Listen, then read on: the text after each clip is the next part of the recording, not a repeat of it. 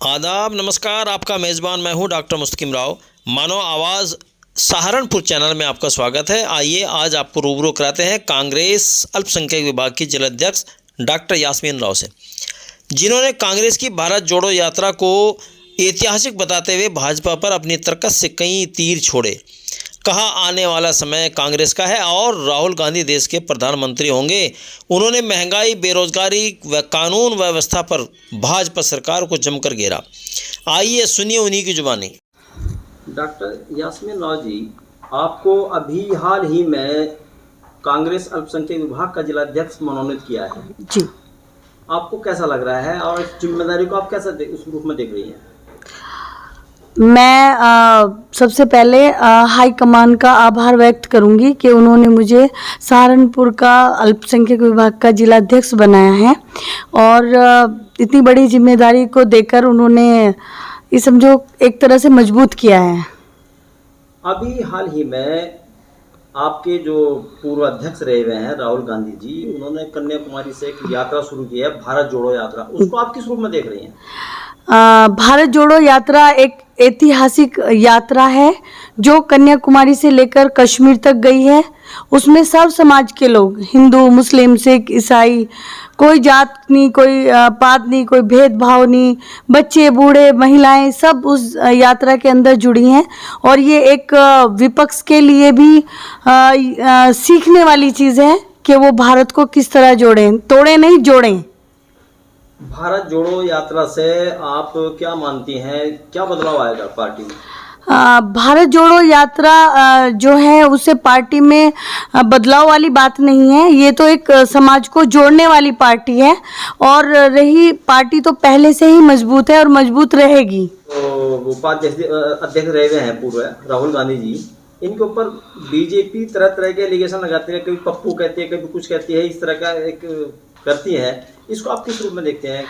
जो आपने सुना होगा कि कुछ लोग होते हैं गांव में जो अनपढ़ कहलाते हैं, कम पढ़े लिखे कहलाते हैं, तो वो देखा होगा आपस में बच्चों को भी ऐसे एलिगेशन यूज़ करते हैं, किसी को कुछ बोल दिया, किसी, तो मैं तो कहूँगी वो अभी ना समझे इसलिए उनको पप्पू बोल दिया, जबकि राहुल गांधी जी एक महान हस्ती हैं। इस यात्रा से मेरा दोबारा फिर सवाल है, इस यात्रा से कांग्रेस पार्टी में जो आने वाले चुनाव हैं क्या परिवर्तन आ सकता है?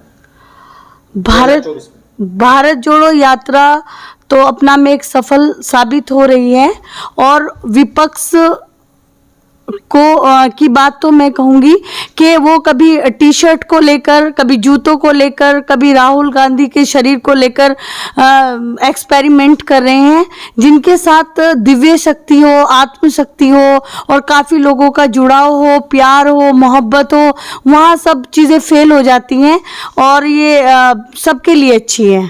आप जैसे जिलाध्यक्ष बनी है, क्या महिलाओं को प्राथमिकता के तौर से अपनी पार्टी में जोड़ोगी आप? बिल्कुल, मैंने अभी एक सदस्यता अभियान चलाया हुआ है, सदस्य जोड़ो अभियान। उसके तहत काफ़ी महिलाएं जुड़ रही हैं, लड़कियां जुड़ रही हैं, युवक जुड़ रहे हैं और जो बच्चे बूढ़े हैं वो सब उसमें काम कर रहे हैं उसके लिए। भाजपा से जी भाजपा है जी, उसकी नीतियों से, उसकी कार्यप्रणाली से कहाँ तक संतुष्ट है? देखो, मेरी संतुष्टि की तो बात बाद में है। ये इतने सारे लोग हैं, सब परेशान हैं रोजगार को लेकर, गैस सिलेंडर को लेकर महिलाएं बहुत ज़्यादा परेशान हैं और नौकरी को लेकर काफ़ी युवा परेशान हैं। तो मेरी क्या बात है, सब लोग परेशान हैं, सब खोखले वादे हैं, सब झूठ है, कहीं कुछ नहीं हो रहा है, कुछ नहीं हो रहा है। जो गिनी चुनी उनकी महिलाएं हैं, उन्हीं की पार्टी के लोग हैं, उन्हीं के लिए काम हो रहा है, सर समाज के लिए कोई काम नहीं हो रहा है। वोट लेने की बारी जब आती है तो पिछड़ा वर्ग याद आ जाता है और जब कोई जिम्मेदारी या कोई इस तरह का आता है काम तो उसमें पिछड़ों को अलग कर दिया जाता है। जी, कांग्रेस ने 70 साल लगभग देश में राज किया जी, और कांग्रेस की जो बुनियाद थी वो दलितों के ऊपर और मुस्लिमों के ऊपर टिकी हुई थी जी। लेकिन जैसे जैसे कांग्रेस का राज बढ़ता गया तो मुस्लिम और दलित अलग होते चले गए। मुस्लिम मुलायम सिंह यादव जी की तरफ चला गया और दलित मायावती जी की तरफ चला गया जी। तो कांग्रेस की ऐसी कौन सी पॉलिसियां हैं जिससे दोनों फिर इकट्ठे होंगे?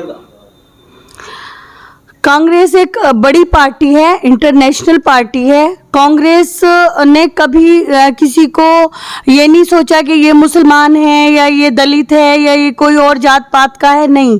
कांग्रेस ने 70 साल काम किया है, तो आपने कहीं ना कहीं देखा होगा कि उस टाइम पे रोजगार अच्छा था, सब लोग अच्छे से खा कमा रहे थे, किसी के सामने कोई परेशानियां नहीं थी। लेकिन अब आप देख रहे होंगे चारों तरफ मारा मारी का आलम है और बहुत लोग परेशान हैं रोजगार को लेकर। तो ये जो है हिंदू मुस्लिम या दलित वाला जो मुद्दा है कांग्रेस को लेकर, कांग्रेस ने सभी के साथ काम किया है और आगे भी कांग्रेस यही काम करेंगी। आप मुख्य क्या मुद्दे आप लोगों के रहेंगे 2024 में आने वाले चुनाव में? जी, आप किन मुद्दों को लेकर जनता के बीच आ रहे हैं फिलहाल? हमारे मुद्दे यही है कि जो रोजगार हैं उनको बढ़ावा मिले और जो नौकरियां नहीं हैं, नौकरियां खत्म कर दी गई हैं, उन नौकरियों को बढ़ावा मिले, युवाओं को रोजगार मिलेगा, नौकरियां मिलेंगी, महंगाई कम होगी। महंगाई हमारे यहाँ सबसे बड़ा मुद्दा है, महंगाई, जो कि हर आदमी उसकी मार को झेल रहा है और हर आदमी उससे परेशान है। हमारे आने वाले टाइम में यही रहेगा कि इन सब चीज़ों से निजात मिलेगी। भाजपा के ऊपर अक्सर विपक्ष पार्टियां ये आरोप लगाते रहते हैं कि भाजपा ने सरकारी उपक्रम बेच दिए हैं, रेलवे बेच दिया, BSNL बेच दिया या LIC बेच दी। इस तरह की इससे क्या इत्तेफाक करती हैं आप?